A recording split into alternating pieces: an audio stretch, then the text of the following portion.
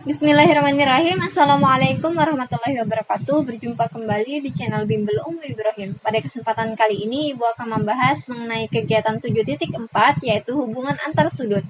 Dan ayo kita menawar halaman 150. Happy watching! Baik, kita akan membahas mengenai kegiatan 7.4, hubungan antar sudut. Mari kita perhatikan gambar-gambar berikut ini. Sudut berpelurus, sudut berpenyiku, dan sudut bertolak belakang. Nah, jadi pada kegiatan kali ini kita akan mempelajari ketiga bentuk hubungan antar sudut ini. Baik sudut berpelurus, sudut berpenyiku, maupun sudut bertolak belakang. Selanjutnya, sudut berpelurus dan sudut berpenyiku. Masalah 7.1, gambar di samping mendeskripsikan keadaan lingkungan sekitar rumah tinggal Erik dan Thohir. Pada gambar juga sangat jelas diberikan arah mata angin setiap tempat yang biasa dikunjungi atau dilewati oleh Erik dan Thohir. Misalnya, rumah Erik dan Thohir adalah poros arah mata angin dan sudut antara letak bukit dan gedung sekolah adalah 35 derajat. Kita tuliskan di sini sudut antara bukit dan sekolah di sini besarnya 35 derajat. Berikutnya, besar sudut antara gedung pejabat pos terhadap hutan adalah 65 derajat. Jadi di sini sudut antara pejabat pos dan hutan besarnya 65 derajat. Jika posisi Erik dan Thohir sekarang berada di taman bermain, jadi posisinya di sini di taman bermain yaitu di timur, dan akan berjalan melingkari lintasan arah mata angin, berapakah besar sudut yang terbentuk dari posisi awal terhadap posisi hutan? Nah, jadi di sini untuk menjawab soal ini kita harus menentukan terlebih dahulu sudut beta dan sudut theta di sini. Nah, pada permasalahan ini sebenarnya sudah menggunakan konsep sudut berpelurus dan sudut berpenyiku. Nah, sekarang kita akan menentukan besar sudut beta dan sudut theta. Kita tentukan terlebih dahulu sudut betanya. Sekarang kita perhatikan di sini. Utara ke timur di sini membentuk sudut siku-siku sebesar 90 derajat, sehingga untuk menentukan sudut beta, beta sama dengan 90 derajat, kita kurang dengan 35 derajat, sehingga sama dengan 55 derajat. Sekarang kita akan menentukan sudut theta.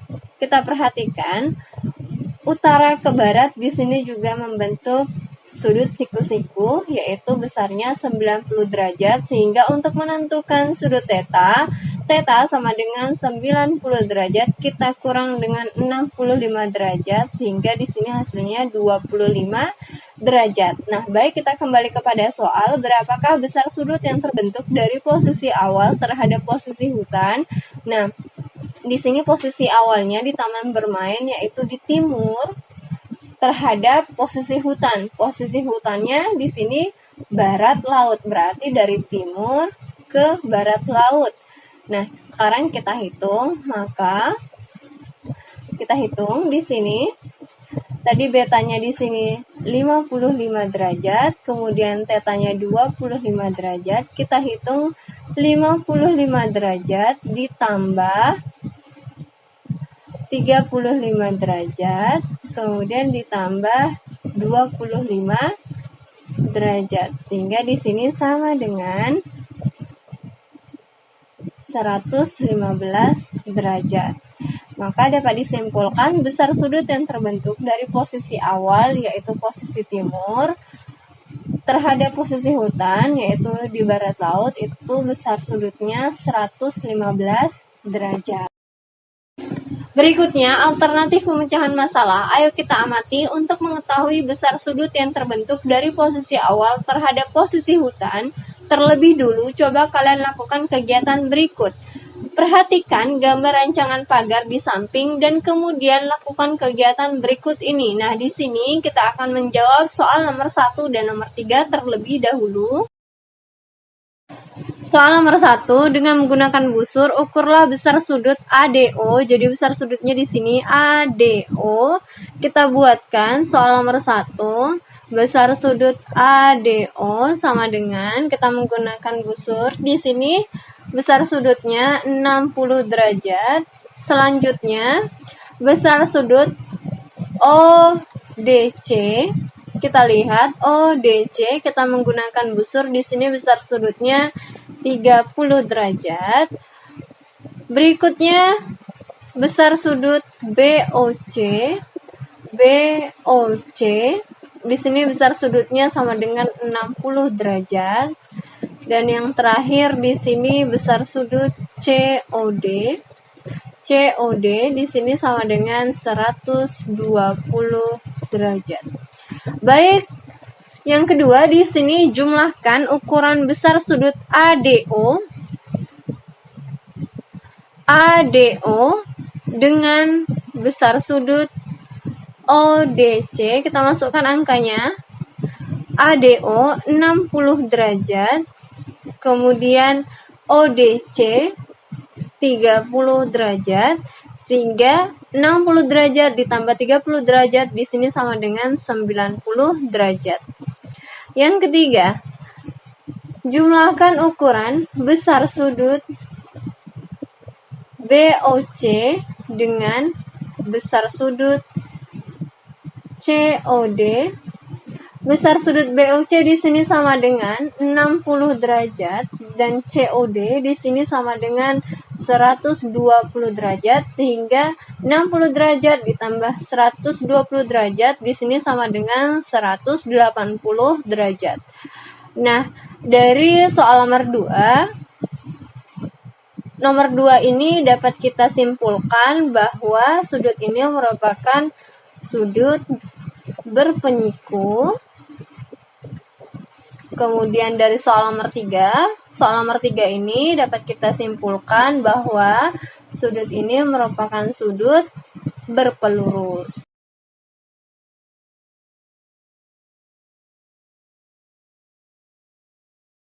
Selanjutnya soal nomor 4, carilah dua sudut yang jumlah ukuran dua sudut tersebut 90 derajat. Nah, tadi sudah kita peroleh bahwa jumlah sudut ADO dan sudut ODC tadi sama dengan 90 derajat. Nah, tadi sudut ADO sama dengan 60 derajat dan sudut ODC ini sama dengan 30 derajat.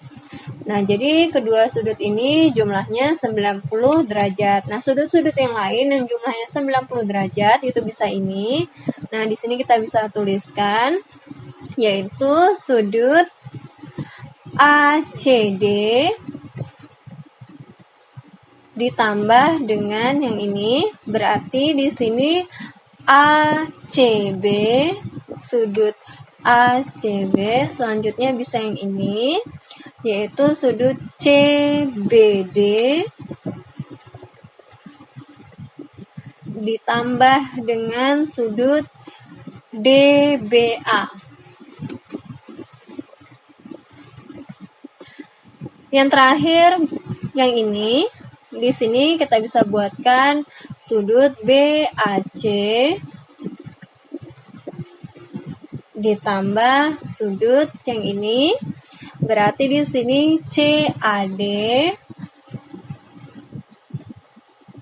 Nah, sudut-sudut ini jumlahnya sama dengan 90 derajat.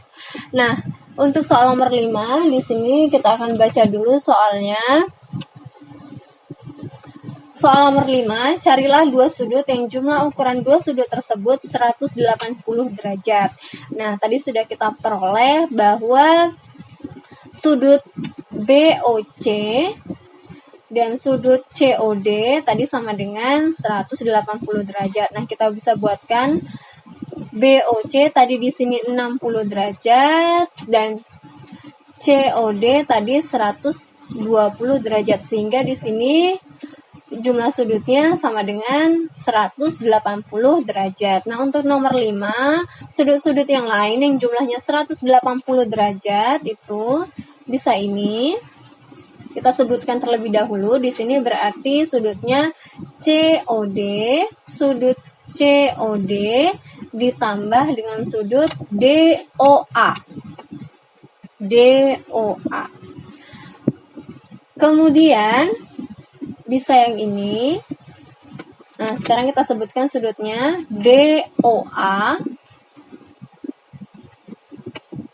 ditambah dengan sudut yang ini AOB ditambah dengan sudut AOB. Nah, kemudian yang terakhir di sini yang ini, berarti di sini bisa sudut AOB AOB ditambah dengan sudut yang ini BOC.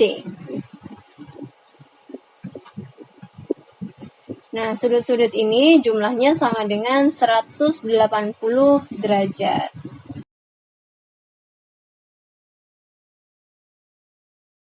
Baik, selanjutnya sudut berpenyiku. Nah, sekarang kita perhatikan pada gambar ini, sudut AOB sama dengan R derajat dan sudut BOC di sini sama dengan S derajat.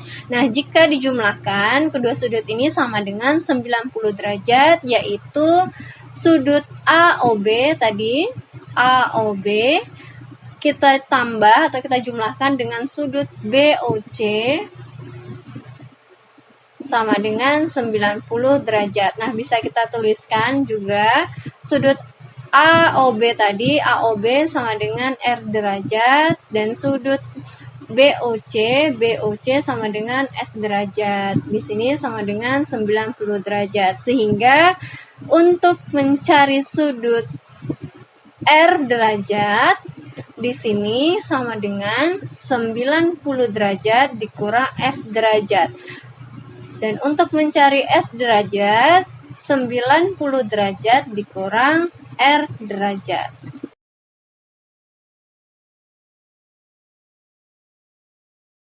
Kemudian sudut berpelurus. Nah, kita perhatikan pada gambar ini sudut AOB sama dengan T derajat dan sudut BOC sama dengan U derajat. Nah, jika kedua sudut ini dijumlahkan itu sama dengan 180 derajat, yaitu sudut AOB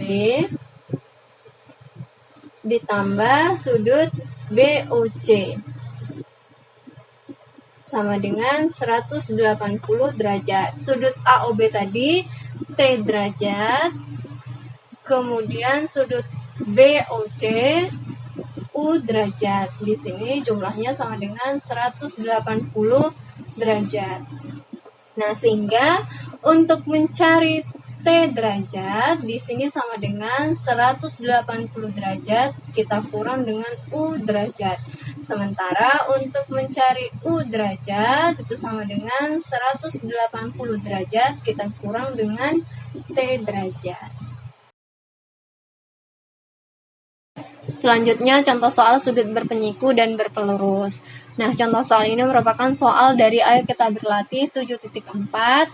Tentukanlah nilai A pada setiap gambar di bawah ini. Nah, di sini ada dua gambar. Kita misalkan ini yang pertama atau nomor 1, yang ini nomor 2. Nah, kita jawab dulu soal nomor 1. Nah, kita perhatikan soal nomor 1 ini. Sudut ini merupakan sudut siku-siku atau sudut berpenyiku. Kenapa? Karena di sini ada tanda siku-sikunya.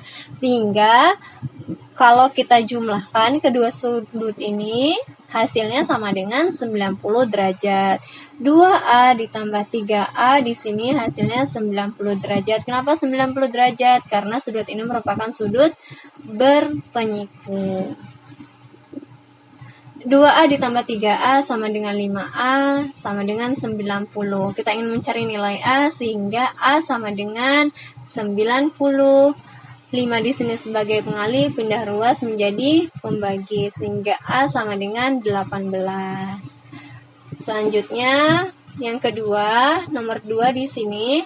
Nah, kalau kita perhatikan pada gambar ini, sudut ini merupakan sudut berpelurus, sehingga ketika sudut-sudut ini kita jumlahkan, hasilnya sama dengan 180 derajat.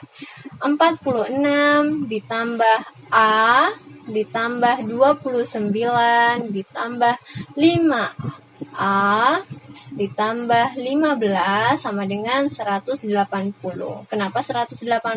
Karena sudut ini merupakan sudut berpelurus.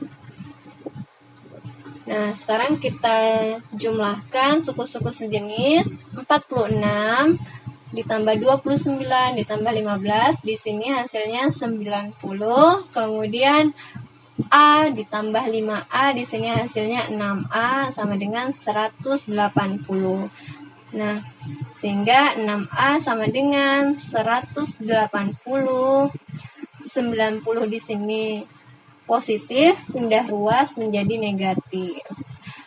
6A sama dengan 180 dikurang 90 di sini sama dengan 90. Kita ingin mencari nilai A, maka A sama dengan 90 dibagi 6. 6 di sini sebagai pengali, pindah ruas menjadi pembagi sehingga A sama dengan 15. Ayo kita mencoba. Suatu ketika Pak Thohir mendapat undangan jamuan makan malam dari seorang pejabat daerah di restoran mewah.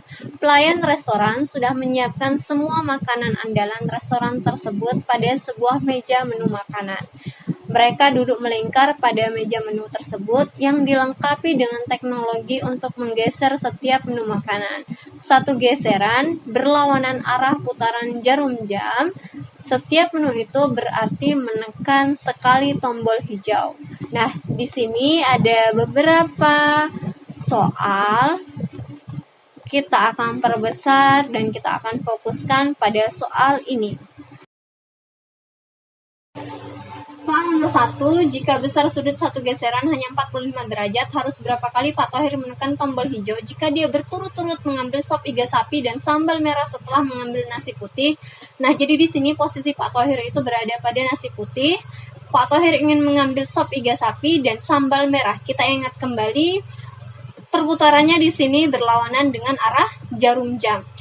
Dari sambal merah, untuk sampai pada posisi Pak Thohir di sini pada nasi putih, sambal merah ke nasi putih, di sini Pak Thohir harus menekan berapa kali tombolnya? Kita hitung 1, 2 kali. Berarti untuk mendapatkan sambal merah, Pak Thohir harus menekan 2 kali. Ketika Pak Thohir menekan 2 kali untuk mendapatkan sambal merah, otomatis sop iga sapi ini juga akan bergeser 2 kali. 1, 2. Nah, posisinya sekarang menempati ikan goreng. Agar sampai pada posisi Pak Thohir, yaitu nasi putih, berarti Pak Thohir harus menekan berapa kali lagi? Kita hitung 1, 2, 3. 3 kali. Berarti untuk mendapatkan sop iga sapi, Pak Thohir harus menekan 3 kali. Soal nomor 2, jika posisi awal Pak Thohir menghadap menu sop iga sapi, nah jadi di sini posisi Pak Thohir itu berada pada sop iga sapi, kemudian maka berapa kali ia harus menekan tombol hijau agar mendapatkan udang goreng. Nah, kita ingat kembali bahwa perputarannya ini berlawanan dengan arah jarum jam. Kita lihat Pak Thohir harus menekan berapa kali? 1, 2. Nah, berarti di sini Pak Thohir harus menekan 2 kali. Soal ketiga, jika posisi awal Pak Thohir menghadap ikan bakar, nah jadi posisi Pak Thohir itu berada pada ikan bakar di sini, kemudian ia menekan tombol sebanyak 3 kali, maka menu makanan apa yang diperoleh Pak Thohir? Nah, kita ingat kembali bahwa perputarannya tadi di sini berlawanan dengan arah jarum jam. Nah, karena Pak Thohir menekan tombol sebanyak 3 kali, berarti arahnya ke sini. Kita hitung 1, 2, 3. Nah, berarti menu makanan yang diperoleh Pak Thohir di sini adalah lalapan. Soal berikutnya, posisi awal Pak Thohir menghadap sambal merah. Nah, jadi posisi Pak Thohir berada pada sambal merah. Kemudian salah seorang tamu yang lain menekan tombol 2 kali. Nah, kita ingat kembali tadi bahwa perputarannya itu berlawanan dengan arah jarum jam.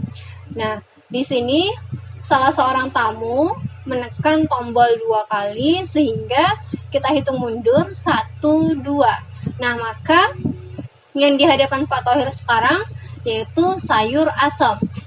Jika setelah itu Pak Thohir ingin mendapatkan menu makanan sayur asam, berapa kali Pak Thohir harus menekan tombol hijau?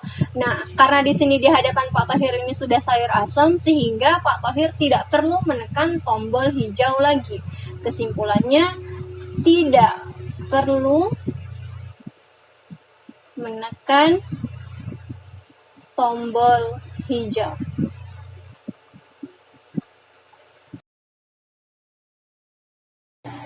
B. pasangan sudut yang saling bertolak belakang. Nah, jadi di sini kita akan membahas mengenai sudut yang bertolak belakang. Kita perhatikan pada gambar ini, kita misalkan ada sebuah rel kereta api yang saling berpotongan pada suatu titik. Nah, di sini kita perbesar, kita misalkan garis yang berwarna merah ini adalah garis PQ, sementara garis yang berwarna biru di sini adalah garis RS. Nah, kita misalkan titik potong antara garis PQ dan garis RS di sini adalah T.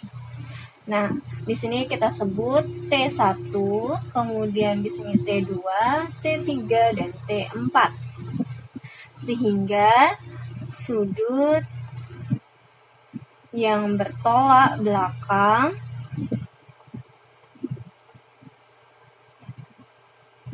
adalah T1 di sini, sudut T1 dengan T3 dengan sudut T3, sehingga di sini besar sudut T1 itu sama dengan besar sudut T3. Selanjutnya T2 di sini, sudut T2 dengan sudut T4, sehingga besar sudut T2 itu sama dengan besar sudut T4. Selanjutnya ayo kita amati. Nah, di sini kita perhatikan dulu yang A. Nah, untuk yang A di sini jika kita perhatikan sudut T1 dan T2 di sini merupakan sudut berpelurus, sehingga dapat disimpulkan besar sudut T1 jika dijumlahkan dengan besar sudut T2 di sini sama dengan 180. Sama juga dengan yang ini. Besar sudut T3 jika dijumlahkan dengan besar sudut T4 di sini sama dengan 180 juga. Selanjutnya untuk gambar yang C, di sini kita perhatikan besar sudut T1 jika dijumlahkan dengan besar sudut T4 di sini sama dengan 180. Kemudian sama juga dengan gambar yang D di sini. Besar sudut T2 jika dijumlahkan dengan besar sudut T3 ini sama dengan 180. Berikutnya, untuk gambar yang E, di sini kalau kita perhatikan besar sudut T1 ini sama dengan besar sudut T3. Kemudian untuk gambar yang F di sini, besar sudut T2 sama dengan besar sudut T4.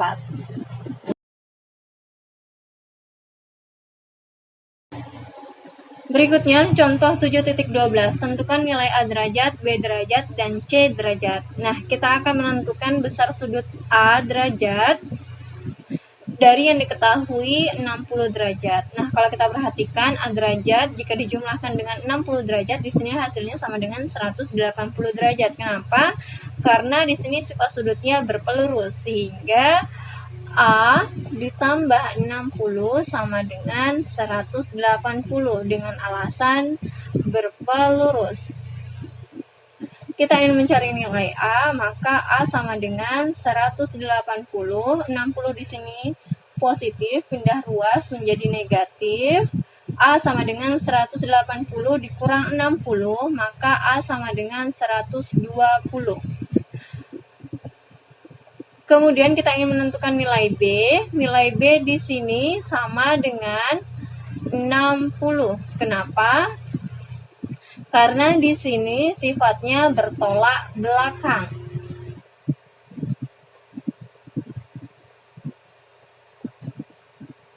Dan yang terakhir di sini kita akan menentukan nilai C.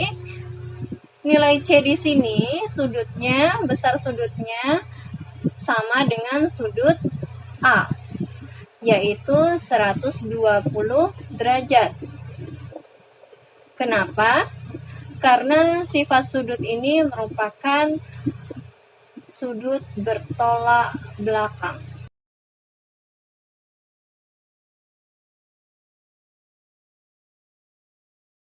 Berikutnya, contoh 7.13, perhatikan gambar di samping, tentukanlah nilai X dikali Y ditambah Z. Nah, di sini kita akan menentukan nilai X terlebih dahulu. Kita perhatikan di sini 2X bertolak belakang dengan 120, sehingga 2X sama dengan 120. Kita ingin menentukan nilai X, maka X sama dengan 120 per 2. 2 sebagai pengali pindah ruas menjadi pembagi. Maka X sama dengan 120 dibagi 2 sama dengan 60. Selanjutnya di sini kita akan menentukan nilai dari Y.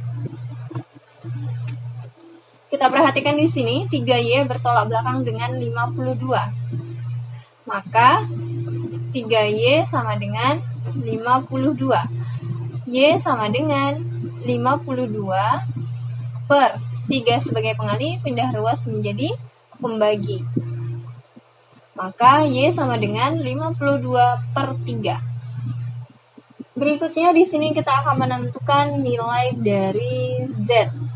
Kita perhatikan di sini 5Z ditambah 3 bertolak belakang dengan 68. Sehingga 5Z ditambah 3 sama dengan 68. Maka 5Z sama dengan 68. 3 positif di sini pindah ruas menjadi negatif 3. Maka 5Z sama dengan 68 dikurang 3 sama dengan 65. Maka Z sama dengan 65 per 5 sebagai pengali pindah ruas menjadi pembagi. Sehingga Z sama dengan 65 per 5 di sini sama dengan 13. Selanjutnya di sini kita kembali ke pertanyaannya.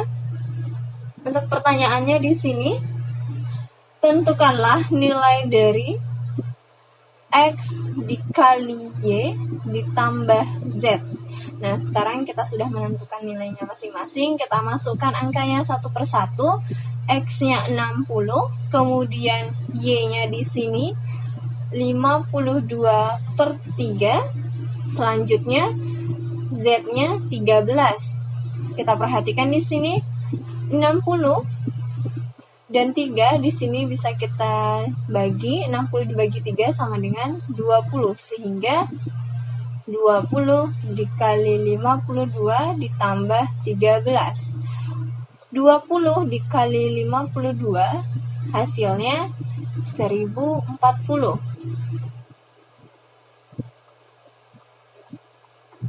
Kemudian ditambah dengan 13. 1040 ditambah 13 hasilnya 1053.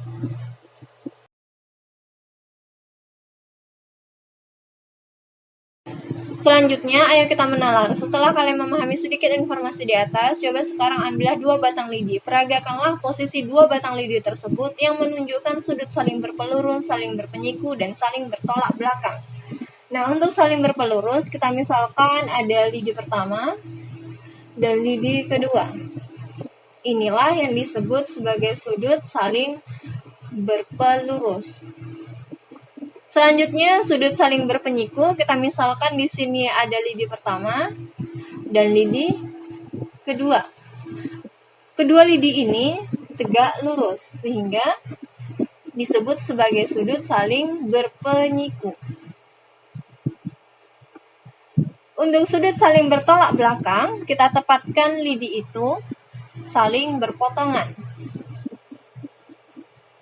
Di sini saling bertolak belakang. Sekarang kita akan bahas untuk soal yang A. Diketahui 3 buah garis AB, CD, dan EF berpotongan di satu titik, yaitu titik P. Nah, di sini kita misalkan ada 3 garis, yaitu garis AB, kemudian CD, selanjutnya EF. Berpotongan di satu titik, yaitu titik P. Kita misalkan titik P-nya di sini. Sebutkan pasangan sudut yang bertolak belakang. Nah, di sini kita misalkan yang pertama yang ini sudut APE bertolak belakang dengan sudut yang ini FPB, sudut FPB. Selanjutnya yang ini sudut EPC bertolak belakang dengan sudut yang ini DPF.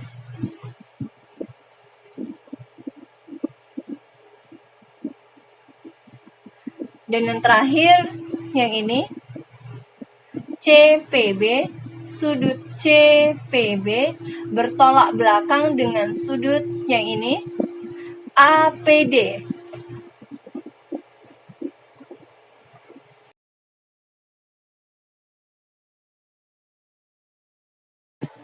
Berikutnya, yang B, perhatikan gambar berikut. Tentukan besar sudut yang belum diketahui. Nah, di sini kita akan menentukan nilai A, B, C terlebih dahulu. Untuk A, kita perhatikan di sini A dan 70 di sini saling berpelurus, sehingga jika A dijumlahkan dengan 70 di sini sama dengan 180. Dengan alasannya tadi berpelurus. Di sini kita ingin mencari nilai A, sehingga A sama dengan 180. 70 positif di sini pindah ruas menjadi negatif. Maka A sama dengan 110. Selanjutnya untuk yang B di sini kita perhatikan B di sini bertolak belakang dengan 70. Sehingga B sama dengan 70 karena bertolak belakang. Kemudian yang C, untuk yang C di sini bertolak belakang dengan A, maka C sama dengan A dengan alasan saling bertolak belakang. A-nya tadi nilainya berapa? Sama dengan 110. Selanjutnya, di sini kita akan menentukan nilai dari DEF. Kita akan mencari nilai DEF. Yang pertama untuk D, kita perhatikan D dan 130 di sini saling berpelurus. Sehingga jika D dijumlahkan dengan 130, di sini hasilnya sama dengan 180. Karena kenapa tadi? Alasannya yaitu berpelurus. Sehingga untuk menentukan nilai D sama dengan 180. 130 di sini positif, pindah ruas menjadi negatif. Maka D sama dengan 180 dikurang 130, maka D sama dengan 50. Sekarang kita menentukan nilai E. Nilai E di sini bertolak belakang dengan 130. Sehingga E sama dengan 130 dengan alasan bertolak belakang. Dan yang terakhir di sini kita ingin menentukan nilai dari F. F di sini bertolak belakang dengan D. Maka F sama dengan D karena bertolak belakang.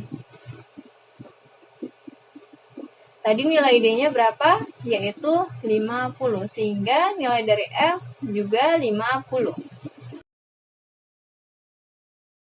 Berikutnya kita akan menentukan nilai P, Q, dan R. Di sini kita perhatikan untuk P dan 52 berpelurus, sehingga jika P dijumlahkan dengan 52 hasilnya sama dengan 180. Dengan alasannya tadi berpelurus. Kita ingin menentukan nilai dari P, maka P sama dengan 180. 52 di sini positif, pindah ruas menjadi negatif. Maka P sama dengan 180 dikurang 52, sehingga P sama dengan 128. Selanjutnya di sini kita ingin menentukan nilai dari Q. Kita perhatikan Q di sini bertolak belakang dengan 52. Maka Q sama dengan 52. Karena kenapa? Bertolak belakang. Kemudian kita ingin menentukan nilai dari R. Kita perhatikan nilai R di sini bertolak belakang dengan P. Maka R sama dengan P karena bertolak belakang. Nilai dari P-nya tadi di sini sama dengan 128, sehingga nilai dari R juga 128. Berikutnya, di sini kita ingin menentukan nilai dari X, Y, dan Z. Kita perhatikan di sini X dan 100 berpelurus, sehingga jika X dijumlahkan dengan 100, hasilnya sama dengan 180. Karena kenapa? Berpelurus. Kita ingin menentukan nilai X, maka X sama dengan 180. 100 di sini positif, pindah ruas menjadi negatif. X sama dengan 180 dikurang 100, sehingga X sama dengan 80. Kemudian di sini kita ingin mencari nilai dari Y. Y di sini bertolak belakang dengan 100, maka Y sama dengan 100.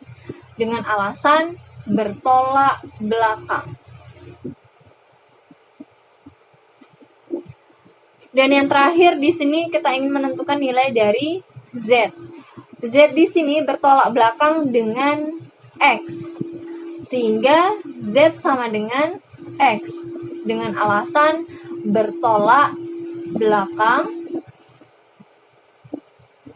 Kita perhatikan nilai dari X-nya tadi sama dengan 80, sehingga Z sama dengan 80 juga. Selanjutnya, perhatikan gambar berikut. Tentukan besar sudut yang belum diketahui, yaitu X, Y, dan Z. Nah, di sini kita perhatikan ada sudut Z. Sudut yang sama dengan sudut Z di sini adalah yang ini. Berarti di sini juga sudut Z. Berikutnya di sini ada sudut yang besarnya 70 derajat, sehingga dapat dikatakan bahwa X di sini besarnya juga 70 derajat. X di sini sama dengan 70.